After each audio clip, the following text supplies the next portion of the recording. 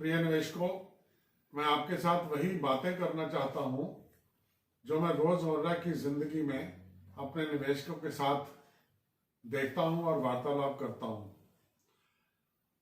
अभी सेंसेक्स 49,000 के आसपास चल रहा है और मैं देख रहा हूं वही पुरानी भेड़चाल जो मैं पहले कई बार देख चुका हूं।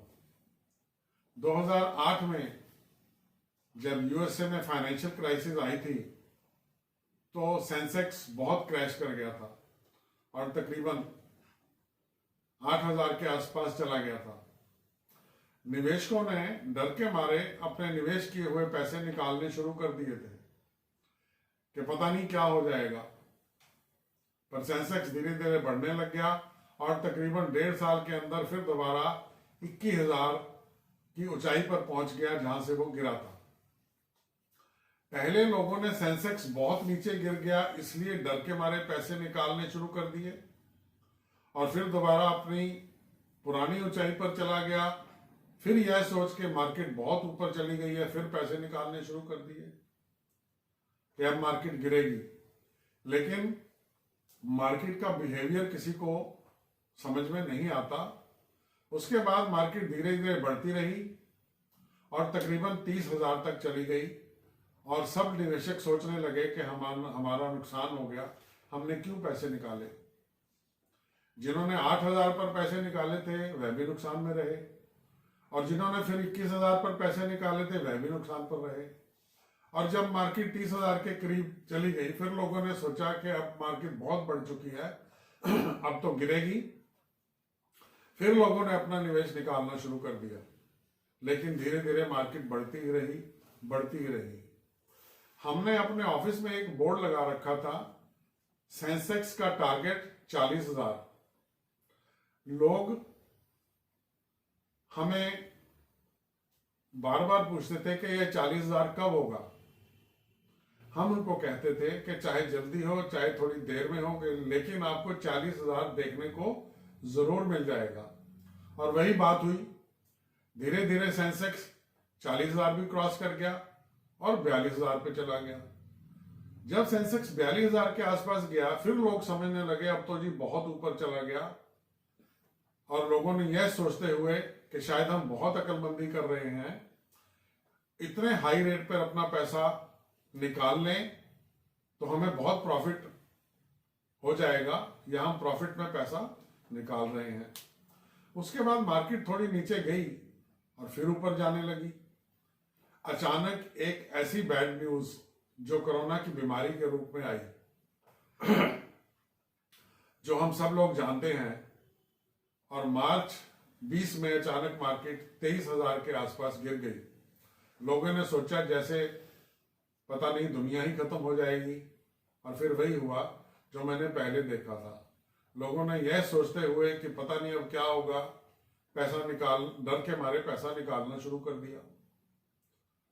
लेकिन मार्केट ने अपना रुख बहुत जल्दी बदल लिया और मार्केट अपना पुराना हाई फिर क्रॉस कर गई और 22,000 पर पहुंच के ऊपर जाना शुरू कर दिया। कोरोना की बीमारी अभी भी खत्म नहीं हुई है, चल रही है, लेकिन मार्केट ऊपर ही ऊपर जा रही है और 47,000 के आसपास चल रही है। अब फिर लोग यह सोच के पैसा निकाल रहे हैं कि मार्केट बहुत ऊपर चली गई है, अब जरूर गिरेगी। दोस्तों, मैं यहां अपने निवेशकों से यह कहना चाहता हूं कि यह मार्केट 50,000 भी जाएगी और 1 लाख तक भी जाएगी। कब जाएगी, जल्दी जाएगी या देर से जाएगी, यह मैं अंदाजा नहीं लगा सकता, लेकिन जाएगी जरूर, इसका मेरे को पूरा विश्वास है। मैं अपने निवेशकों को यह कहना चाहता हूं कि म्यूचुअल फंड में इन्वेस्ट करके आप शांति से बैठ सकते हो, क्योंकि आपके पैसे की परवाह म्यूचुअल फंड हाउस कर रहे हैं। उनके पास एक से एक अच्छे फंड मैनेजर हैं और फंड मैनेजर्स के पास एक रिसर्च टीम होती है। इससे भी ज्यादा वह वही सिक्योरिटीज खरीद सकते हैं जिनको खरीदने के लिए सिक्योरिटी एक्सचेंज बोर्ड उनको इजाजत देता है। गवर्नमेंट की जो एडवर्टाइजमेंट्स आती हैं और जो सब बड़े बड़े एडवाइजर्स एनालिस्ट, फंडामेंटल एनालिसिस बताते हैं कि सब्र का फल मीठा होता है। जितनी पेशेंस आप रखोगे उतनी ही रिटर्न आपको मिलेगी।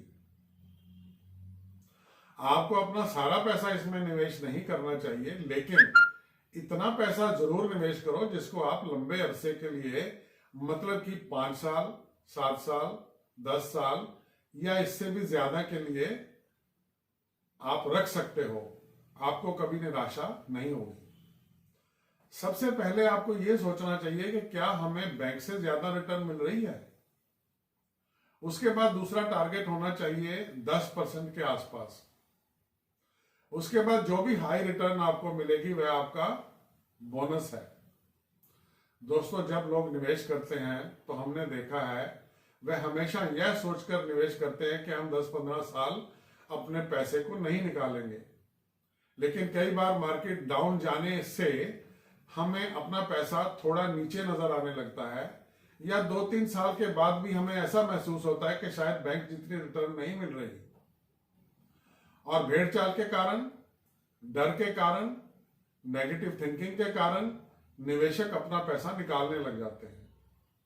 लेकिन मैंने जो ऊपर उदाहरण दी है उससे आप भली भांति समझ सकते हो कि कई बार बहुत दूर चलने के बाद हमें पता चलता है या हमें लगता है कि हमारी मंजिल पता नहीं कब आएगी, लेकिन मंजिल उस समय आपके बिल्कुल करीब होती है और आप मंजिल को देखने से पहले ही अपना पैसा निकाल लेते हो। दोस्तों, मैं आपसे यह आग्रह करना चाहता हूं कि कुछ पैसा आप निवेश कीजिए जो आप लंबे समय तक रख सकते हो। फिर उसके बाद वह थोड़ा नीचे जाता है तो घबराइए मत। और एक बात मैं कहना चाहता हूं कि आजकल जॉब्स में पेंशन अवेलेबल नहीं है, और जैसा कि हम सब जानते हैं SIP सिस्टमैटिक इन्वेस्टमेंट प्लान एक बहुत अच्छा विकल्प है पूंजी जमा करने के लिए। हर इंसान एक SIP ऐसी शुरू करे जिसको अपनी रिटायरमेंट एज तक ना निकाले, और रिटायरमेंट एज तक पहुंचते ही उस पैसे से सिस्टमैटिक विड्रॉल करनी शुरू करे, जो कि आपकी ताउम्र के लिए पेंशन के रूप में आपको मिलती चली जाएगी और आपका सहारा बनेगी।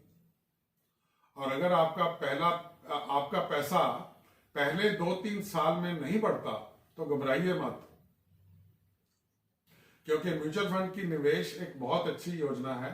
दोस्तों, यहां मैं एक और चीज कहना चाहता हूं कि कई बार कोई स्कीम बहुत अच्छी चल रही होती है और कुछ सालों के बाद वो थोड़ी धीरे हो जाती है और उसमें से भी लोग पैसा निकालकर स्विच करना चाहते हैं। यहां भी अक्सर लोग गलती करते हैं, क्योंकि कुछ ऐसी स्कीम्स हैं जिन्होंने पिछले 20 साल में 1 लाख का 1 करोड़ या इससे ज्यादा भी बनाया है, और आजकल वह बेशक थोड़ी धीरे चल रही हैं, लेकिन आप यह सोचो कि क्या इतना पैसा बैंक में बन सकता है।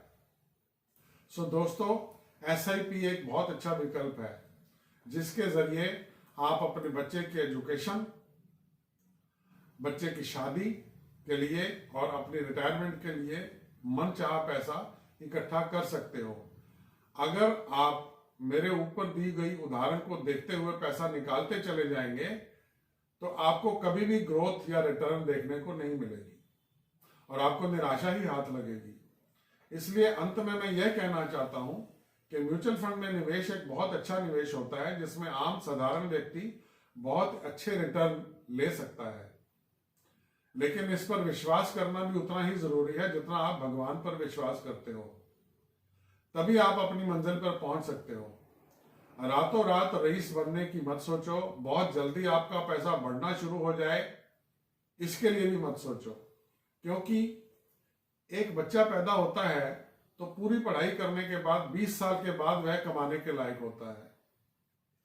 जब हम एक पेड़ का पौधा लगाते हैं, बीज लगाते हैं, तो वह भी जैसे जैसे बढ़ता है 5 साल या 7 साल के बाद ही फल देना शुरू करता है।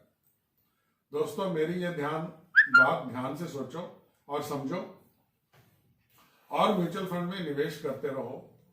हम भगवान से प्रार्थना करते हैं कि आपका निवेश सदा ही आपके लिए बहुत लाभकारी हो, बड़े फूले और आपके स्वीट होम के लिए खुशियां ही खुशियां लाए। धन्यवाद दोस्तों, फिर मिलेंगे अगले वीडियो में।